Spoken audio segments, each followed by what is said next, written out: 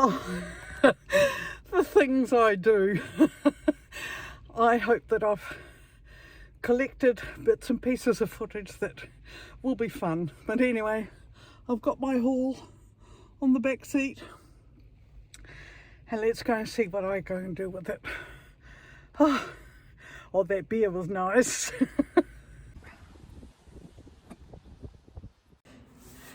And what a fantastic haul on a wet, rainy, windy Monday morning.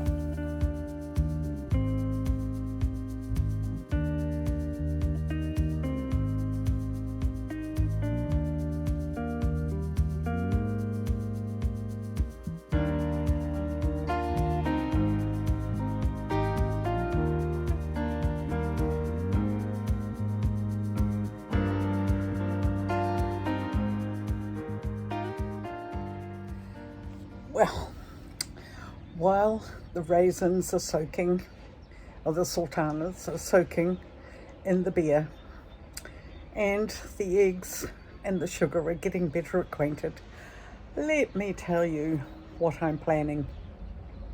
After having seen the brewery and had a chat with Geert Jan, I knew I was going to have to bake something with his beer, and I toyed with a few ideas. And one of them was oliebollen. Now, oliebollen are a Dutch traditional donut-like, well, I won't say delicacy, but it's certainly yummy, around New Year. Now, you know, traditions change, and nowadays you can buy them at almost any cake stand from about October onwards, but an oliebol is a traditional Dutch fare, and I actually thought I'd honour my dad, who used to bake oliebollen and use beer in the dough. But it's not the right weather for oliebollen. I'd have to make a whole pile of them. So then I changed my mind and I came up with a fruit loaf, and so that's what I'm making right now. So I've jotted down the ingredients, and I'll just show you how I put it together, and I'll even have a tasting session. I might even have one at the brewery.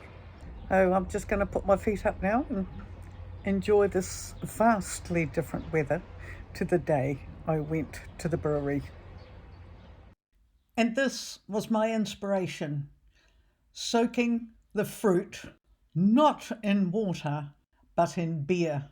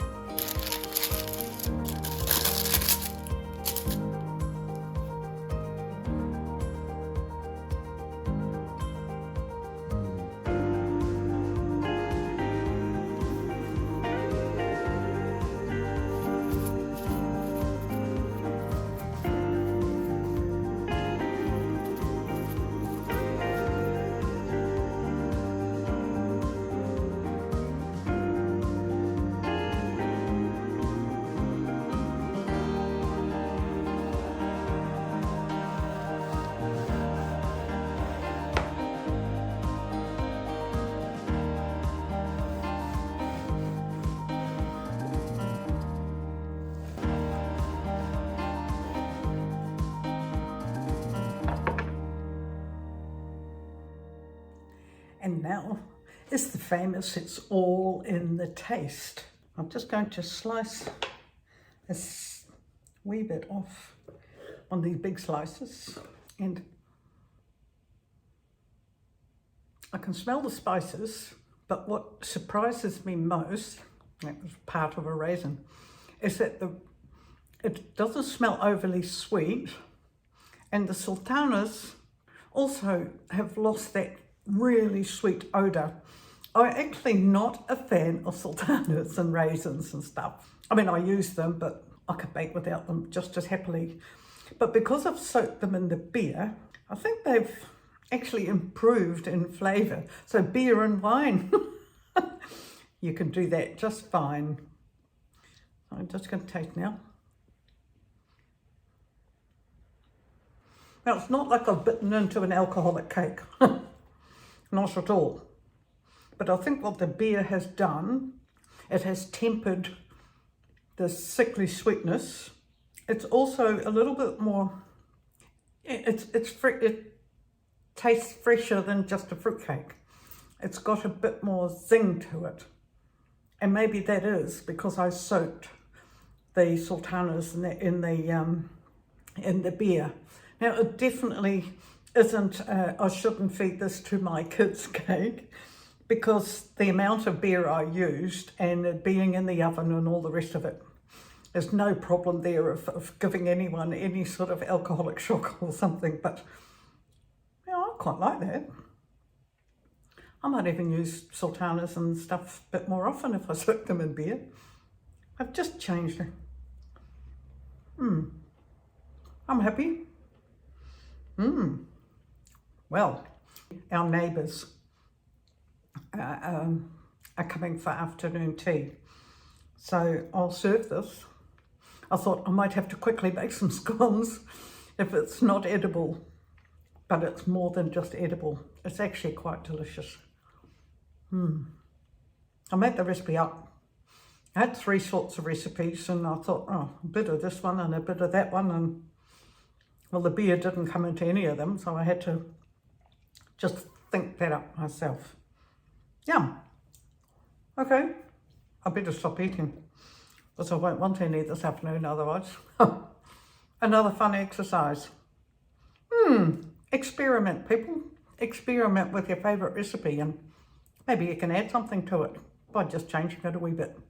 Okay, bye for now, and I'll see you again later. Remember this spot? In fact, it looked very different last time I was here. So here we go, back down to the brewery. And look, it's not raining.